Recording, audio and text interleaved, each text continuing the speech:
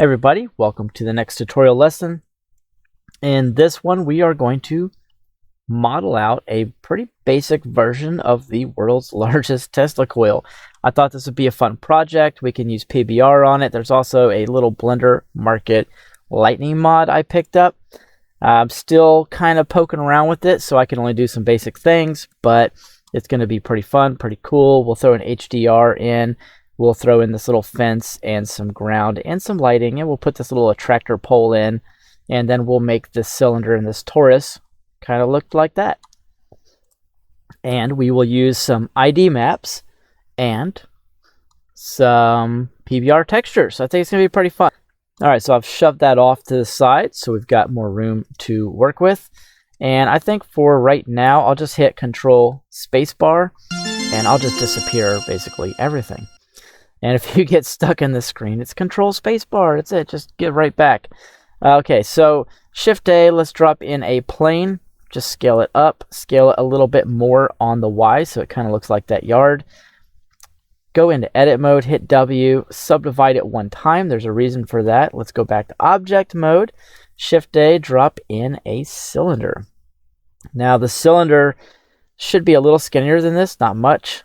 And then I'll scale it on the Z, and I'm going to turn on snap and face project, and I can just snap this up to about there. Now that is on top, what I want to do is hit the top view, and I can move, let's see, G and X, doesn't matter where, turn snap off, jump into edit mode with the plane, and go to vertex, right? Go to the vertex mode. So now, where you've got the 3D cursor, actually it looks like it's perfectly lined up, but let's just say it wasn't. You could hit Shift S and you could select cursor to selected and snap that perfectly to a vertex. So then what I can do is I can take this cylinder, if I want it perfectly in the middle, and I will Shift S and put selected to cursor. And so after you're done snapping something, if it's, not lined up, it looks like I went straight through here. All right, so let's hit Shift A and drop in a cylinder.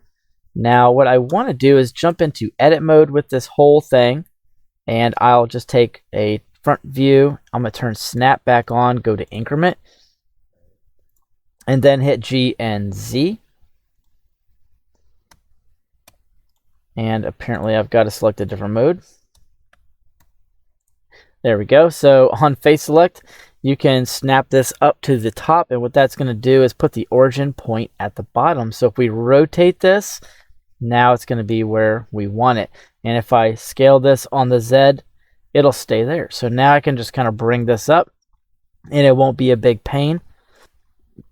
Now, if you were to go back over and look at this, I counted 7 loop cuts from top to bottom. Excuse me, that does not include the top or the bottom, but 7 loop cuts in the middle. So I'll go ahead and make 7 loop cuts. So I'll jump into edit mode with the cylinder. I'll hit Control R, just click to place it. Or you can right click to place it rather and just let it go. Come up to the number of cuts and hit 7. Now if you left click in the viewport, you'll lose this. You have to kind of like start over, Control Z back a little bit. No big deal. So I'm just going to click out of that. And now I've got these wonderful 7 loop cuts. So what I want to do, and actually I think I'll leave the bottom one alone, and I'm just going to grab these 6. Now, if you were to take these and hit E and S to scale them, because you're trying to get that look that's right here, then you see you get this like funky result because these are all bounding box center. They're popping out from the center origin. Well, we did move the origin point, but they're not popping out individually, they're popping out globally. So what I want to do is go to the global. I'll select local. You can come up here And you could select individual origins here, or you can just hit the period to pull up the pie menu and select individual origins. And so if I go back and hit E and S to kind of scale extrude them and just bring them out ever so slightly, you can see we've got a result. So hit G and Z, and you could kind of bring these down. Now let's see where these are. They seemingly just overlap themselves a little bit, so I'll hit G and Z and kind of bring them down a touch more. And that's why I didn't select the one at the bottom, because it was going to overlap, and I need this like little walk bucket or whatever this is. So I'm going to hit Control Spacebar again, get all my screen back, and I'll select this little loop, E and S,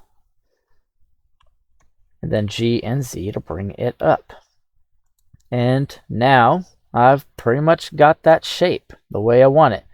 All right, so let's bring in a torus and make it look something like this. So Shift A, and I'm actually going to bring in a torus object, Supertoid. And under the Supertoid settings, I will take the segments here to 20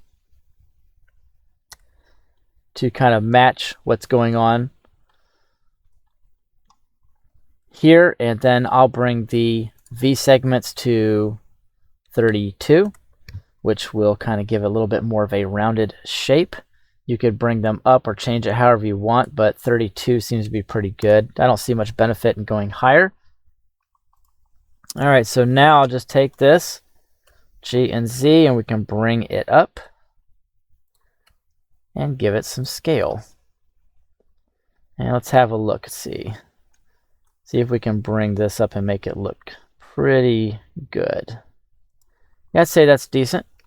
So I can jump into edit mode and do some work right here, make some connections, and make these cuts right here, these 3 cuts, which I guess we could just put glass, we could put emission, anything we want. And get like a better position here, zoom in. And I will grab, let's see here, how do I want to do this? I'll grab the center one and then the one above it and the one below it. That way I know I've got the center. I'll hit Control B, add a slight bevel in the size and or shape there. Now I've got this on the quick menu, but what you can do is you can hit spacebar, search, and extrude along nozzles. And if you select that, you'll be able to extrude these along the nozzles. So I'm just going to bring these in just a touch. So we end up with something like that. Maybe slightly different, it's hard to tell, but I'm pretty sure that's extruded in just a touch. So what I'll do is I'll jump into edit mode with the cylinder, pick up face select, I'll delete this face, pick up edge select, I'll grab this, hit E and S to extrude into this mesh, G and Z, kind of scale that up a touch. Then I can jump out, I'll select both, hit Control J to join, jump back into edit mode, pick up these vertices here, hit M and merge by distance, and it will remove any funky overlaps or anything that you have, so that way you can throw some loop cuts in and things like that, because if you don't, then you won't be able to get your loop cuts in. They'll just add between like a couple pieces, right? You won't be able to get it to work. So I don't have a top view of this, so I'm not going to bother looking for it, but what I can do is grab this and extrude it up, maybe scale it down, hit F to fill it, and then throw in, say, 3 loop cuts, which is technically a lot. Turn on proportional editing, or you can hit O, and then I can click to kind of make this whole thing move a little bit. Give it maybe a little bit more of a rounded shape. And I think I'll hit scale on this one and maybe blow it out just a little bit as well. Doesn't matter, whatever shape you want it to take. All right, so we've got an overall shape for the Tesla coil, nothing special. All right, so I'll just grab edge, and I'll just shift select these and dissolve those edges. Now I can grab the outside edge here, and I will extrude that up on the Z. And if you want, you could grab the other edge as well, just in case you can see that from your camera view. And then you could maybe stretch this whole thing out. So you jump back into object mode. I think just a little bit longer. That way the camera, everything fits in nicely. Now what I want to do in edit mode is pull up face select, and I can grab this. And what I will do is I will separate that selection. And you can do that by hitting spacebar and typing in separate by selection, separate the mesh. Then you have to jump back into object mode and make sure you've got both pieces selected. So when you come back out and you select one, you've got this. Now what I'll do is I'll Shift D, duplicate that, then right click, drop it. And I can take this plane for just now and hide it. And for this one, I'll jump into edit mode, and I'm going to add in some loop cuts. So Control R, and let me just get this where it can be actually seen. And if I just drop in a few loop cuts, doesn't have to be any kind of particular perfect spacing. I'm just going to simulate the fence. And if I add in 2 or 3 loop cuts in the back, and then jump out, and now I will add a wireframe modifier to this. You can kind of change the values a little bit so it looks good. And then I can unhide that. And now I've got my fence in the background. All right, so let's work on a little bit of lighting. And you're going to need to be in cycles for this. So let me see what I've got. Scene world. I've got absolutely nothing there. So what I'll do, see if I can control space bar and get my screen nice and big. And what I'm going to do is with Blender Kit, I'm going to grab an HDR. And I'll find something with some nice moonlight. Nothing too dark though. Let's just type in moon. I just feel like that's going to be too dark. I don't know what I was thinking. I was there typing in moon when that actually looks a lot like a sun on a cloudy day. So I'll pull in something like this. Very strange background, but we'll see how it looks. That's actually kind of nice, but gonna have to do some scale and move this stuff around a little bit. But you could try a few of these and see how you like them. I think this one looks a lot better for a nice free sky background. Yep, that looks pretty good. Now I can do is I'll just like add a real quick object right here, and then we can get into ID mapping our Tesla coil. So I went with evening sky dome, and I mean there's so many choices you can just go through, and the Blender Kit's free if you haven't downloaded Blender Kit before. And actually this one looks really nice too, but I like the other one better, so I'm sticking with this one. And I even got a little mountain background right there if I wanted it, but I really don't. So real quick, let's go back into object mode now that we know this actually looks pretty good. And I'm just going to come like anywhere. Pick up a top view actually.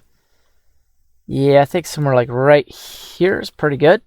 And what we'll do is we'll just drop in another cylinder. I'm going to make this one like really skinny, and I'll have to use Control and hold the middle mouse button down to kind of zoom in on that so I can scale it and see if it's what I want. Alright, that's fine. It doesn't have to be anything too special. So I'll scale this up a little bit more. G and Z, bring it up. And I want this to look good, so snap and face project, G, and then I could snap and I could move this thing anywhere I want to, but right there is pretty good. So I could hit / on this just to kind of isolate it from the rest and jump into edit mode. And let's see, I'm actually just going to throw in one loop cut up at the top. Get out of there. So let me see. Right about there. Looks pretty good. And what I will do is go to face select. I'll select the loop. Spacebar, I'll type in the word checker. For checker, deselect. And then I will extrude all these along normals. Something like that, like a gear. And then with the faces selected, G and I got proportional editing, so I have to hit O to turn that off. G and Z, and I want to kind of bring these up. Snap. There we go. I got a little bit of control over it now. And I'll make this look like some kind of, you know, like a little wired setup that electricity would be attracted to. And I can even do an inset on all of these and extrude these faces along normals just to give it a little more detail. And then I could do an inset, extrude, inset, maybe extrude that one down. Could scale this in, extrude that up, scale that down, and now I've got this neat little setup here, if you will. And then we could add a few loop cuts. And this is pretty tall. I couldn't see my loops. I could add a number of loop cuts here and just add them in and maybe hit S to sort of scale this a touch. Make it look a little bit more like a pole with a podium. And let's see, I can stay on edge select here and grab this and scale it out, and I've got all kind of stuff selected here. And then scale out the base a little bit more, maybe throw in a loop cut, bring it down. Select face, and I'll do the same thing I did up there, and I will do a checker deselect. And I'll extrude these faces along normals as well. Is that going the right way? What in the world? Let's try that again. That's interesting. So maybe I got to go back to bounding box and global and try to extrude these again. So apparently I had a couple of extra things going on here. Some double faces somehow. So just control Z back. And then with the face select, I'll just grab everything. And I'll go ahead and do my checker deselect. And now if I just hit to extrude along normals, and then should be able to hit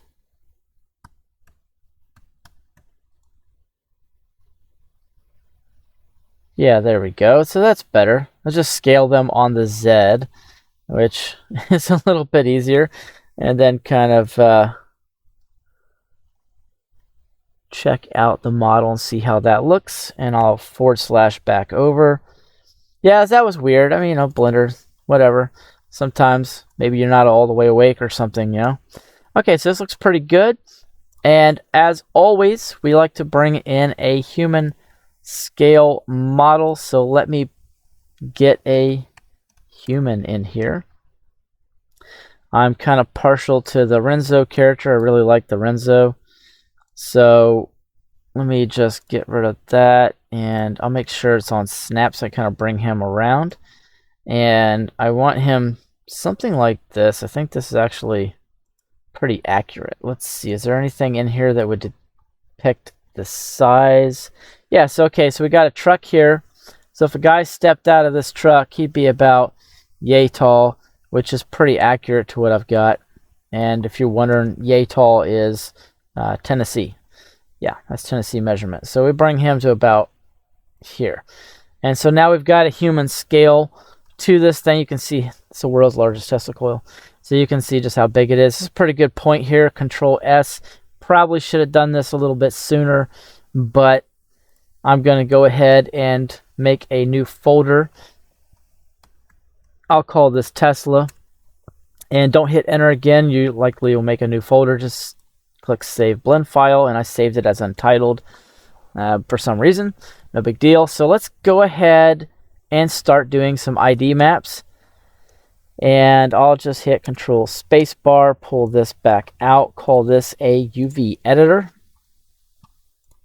And then I can take this image and pop it out of there. I don't really need it anymore.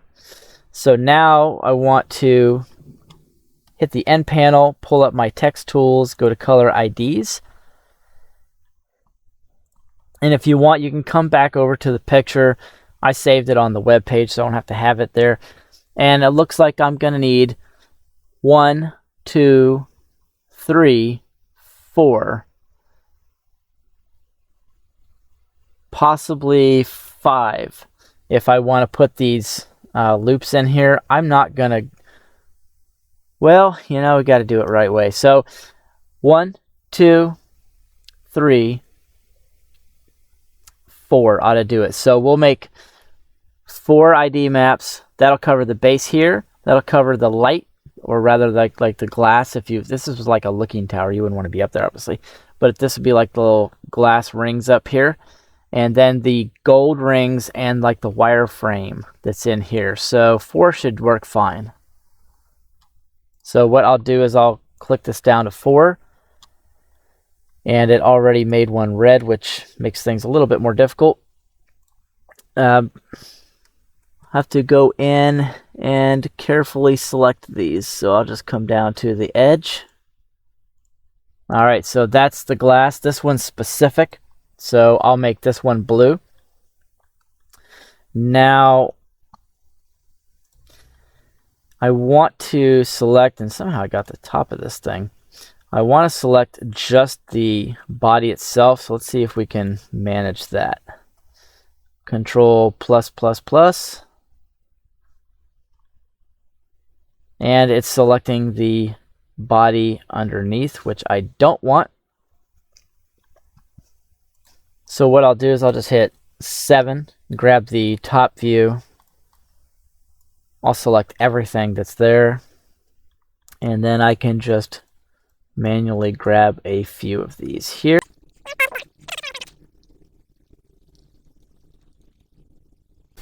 Alright, so I want to add a wireframe to this. So I'll just jump into Edit. I'll tab Z, make sure I'm on Face Select. I want to grab all these faces.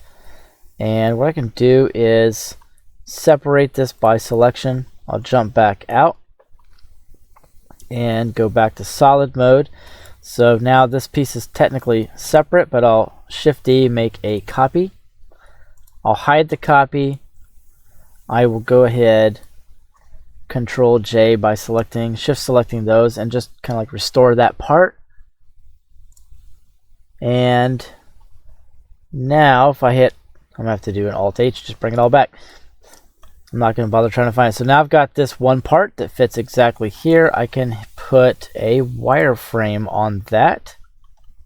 And let's see how that looks.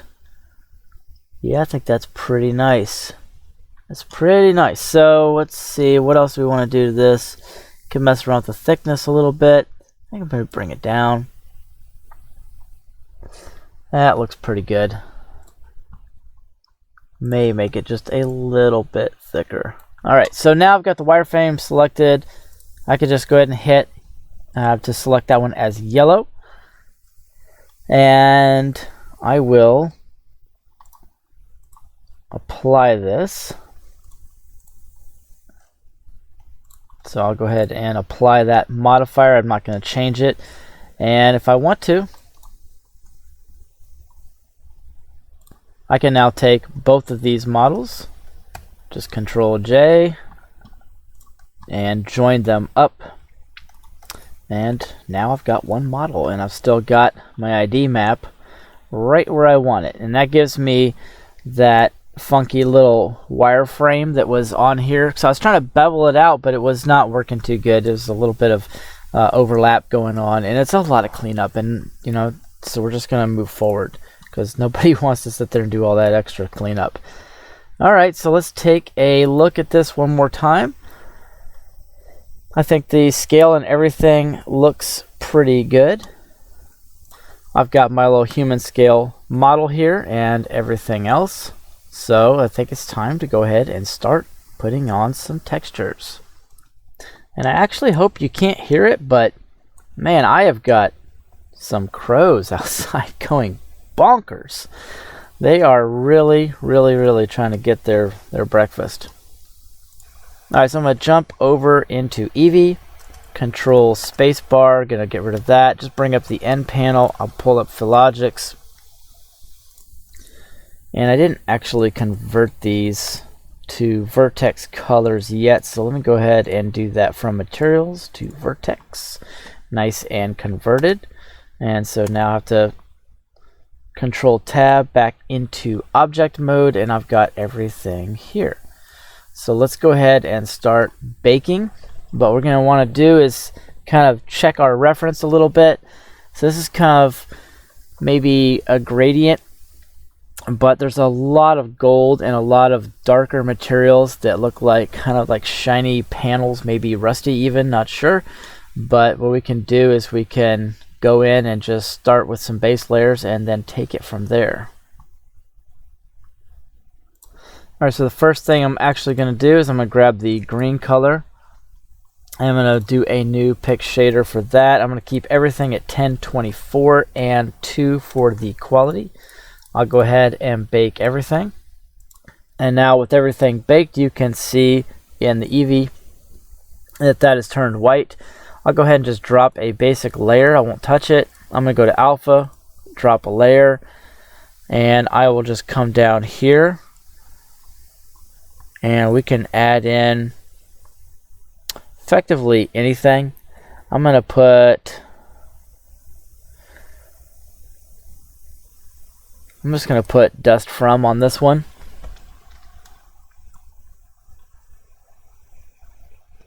Then I will switch it to box. And now we get a little bit of an effect here, which is what I'm going for. Make sure that we can jump back over and pull this material up. And with this material, you pull down viewport display, opaque to alpha hashed. And then I'm going to control spacebar and get back out of there. And that will turn that into some type of glass for us. And we should be able to play around with the value here. And you can see that's definitely glass, but I'm going to leave a little fuzz there, if you will, and then go back to base. And now I'm going to add a layer here. This is going to be a standard layer for color. I'll wait for Blender to catch up, and then we will change this color to something like gold. And now I'm going to come back over to the alpha channel and grab the dust material, and then I can kind of play around with it and almost create my own opacity setting here, if you will. And I wanted this kind of breakaway, like almost clear. If you come back and look at this thing, it's almost kind of glowing. I can't get close enough to it, but that's the thing I'm after. You could change the opacity back just a little bit if you want, and we could put some light in here, and then the light should look pretty cool when it's coming out. So now go to the red color, and let's see, it's just like a dirty gold. So we'll go ahead and we'll make something like a dirty gold. I'll click new pick shader. I'll go to bake. I'll use all the same settings. Once that is baked, we can go ahead and drop a layer on it. And I'll just come down to a basic smart layer, or the presets. And let's click pure brass. No, I don't want pure brass. I want steel painted smart material. And what I'll do is I'll switch this one to box, and I will bring this one over to a gold, and we get this dirty gold color. Now we can play around with the metallic and the roughness a little bit, give it something, maybe throw a little scratched in there to make it look a little dirtier. Probably, let's see, we never did this, but I'm just going to see about shade smooth. That actually ended up looking pretty good. Don't know if that's going to cause shading errors. Can't see it, so I'm going to go over to the little green triangle vertex area and auto smooth. Yeah, okay, so that looks a heck of a lot better. And control space bar, just get it back out. Now let's see. That's a much brighter, more of a gold color, like much brighter. So maybe I just bring that value up a little bit. Anyways, we can play around with that a little bit later. Now we can do is start working out the other base layer we've got, which would be our blue. So the blue is going to end up being this kind of a metallic, shiny metallic material with something on it to kind of offset it, you know, maybe like a little rust pattern or something.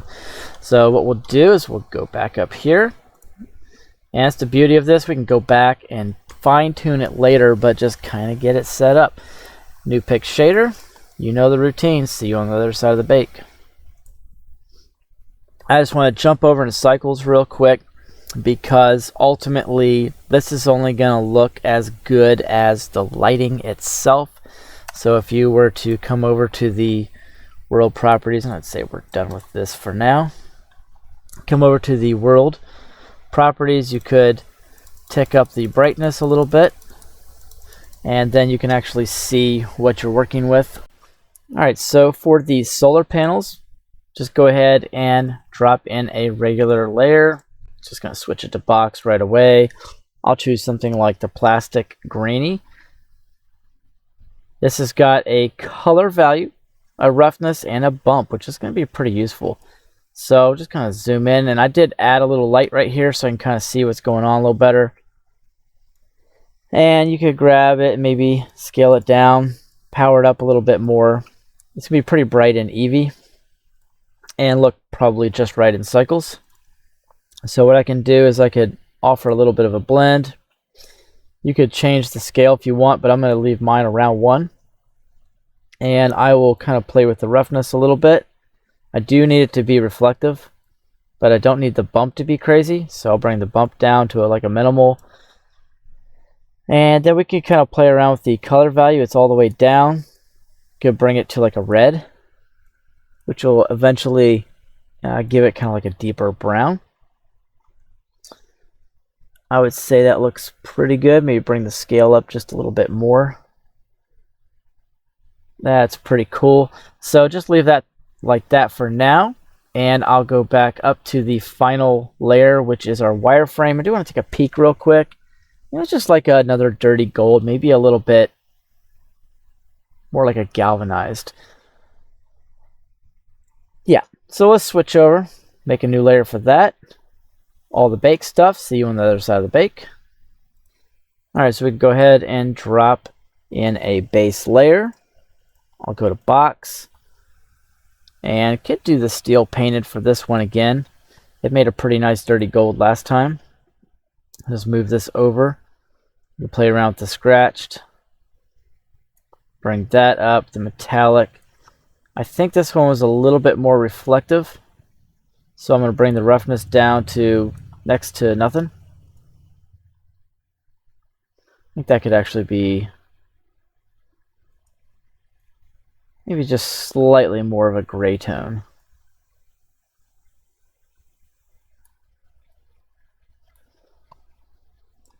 Now that's actually pretty dark. Even though it looks good, you're not going to be able to see that up close, and it doesn't really stand out. So I'll add a custom layer. I'll drop down and grab box. That way I can grab my customs down here, and I'm going to add a magic texture to this. Wait for it to catch up, and you could use this if you want. It's up to you. Play around with the scale, looks pretty cool.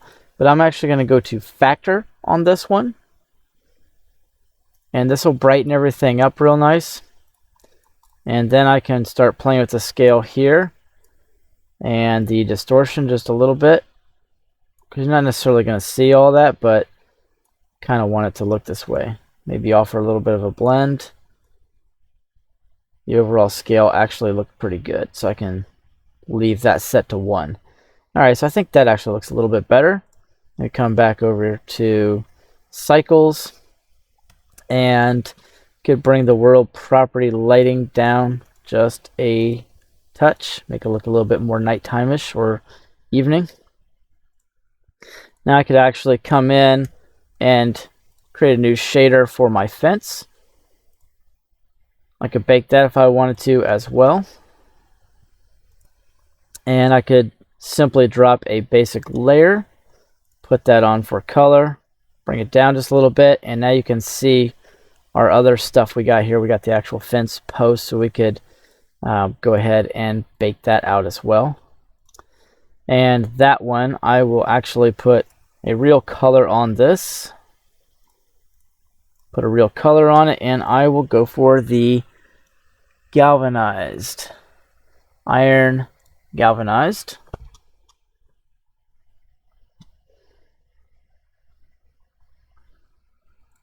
Kind of like switch out a little bit here and get a better view of it. And switch that one to box so it doesn't look terrible.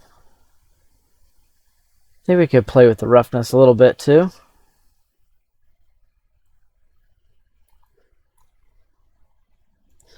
There we go. It's taking a while because it was writing a ton of information in.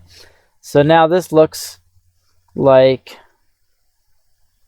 pretty good, like a fence post type material. Yeah, not bad. And so for the actual fence itself,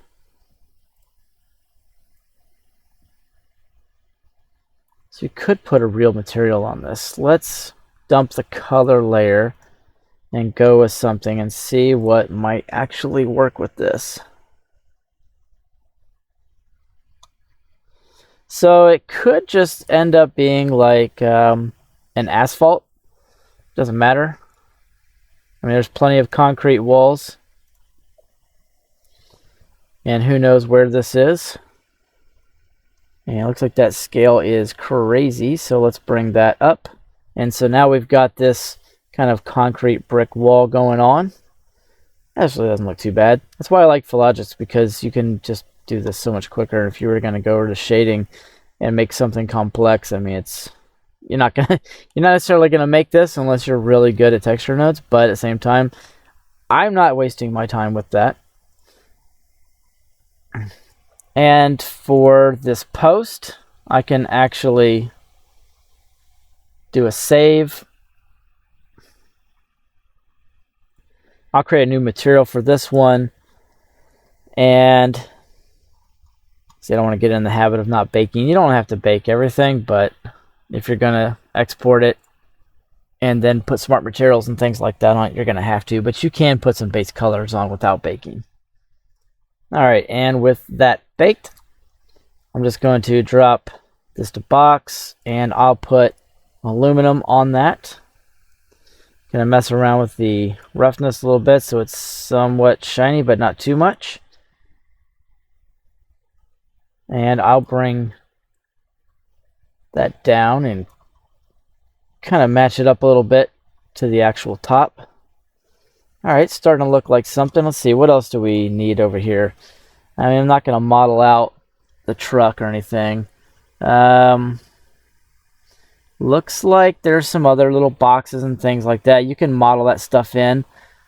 I'm not going to do that. I'm just going to go ahead and put the lightning in and then finish working on the lighting. So pretty cool setup with the lightning. I got the Draw Lightning Generator by 3D Sing VFX. It's not bad. I'm not going to beat the guy up for it. It's actually pretty intricate. He does a full tutorial and he teaches you how to make the lightning, so you actually can go through. If you scroll down, you can find his YouTube channel, and I am not affiliate of this guy at all, but it's pretty good. I haven't learned it all yet. I'm not necessarily in favor of using this one predominantly. I might try the Joey Carlino one because his lightning seems like it's always been the best. So I'll go ahead and I'm going to append in And he's got two setups. One is a generator for lightning, and then the other one is a surface one that interacts with different surfaces and can be drawn a couple of times. So it's not too bad. If you pull in his surface mod, you can see he's got some basic setups for you. And if you hit play, you can kind of see what it's doing. And then, yeah, this one's just going to work on the surface. And if you come over to the standard lightning setup, then you've got this little box that shows up. And I've only been using it for a day, so don't beat me up, people. I'm sure there's a lot more to this. Anyhow, this is the one I've had luck with, so just going to delete that. And if I grab the lightning and jump into edit mode, go to vertex select,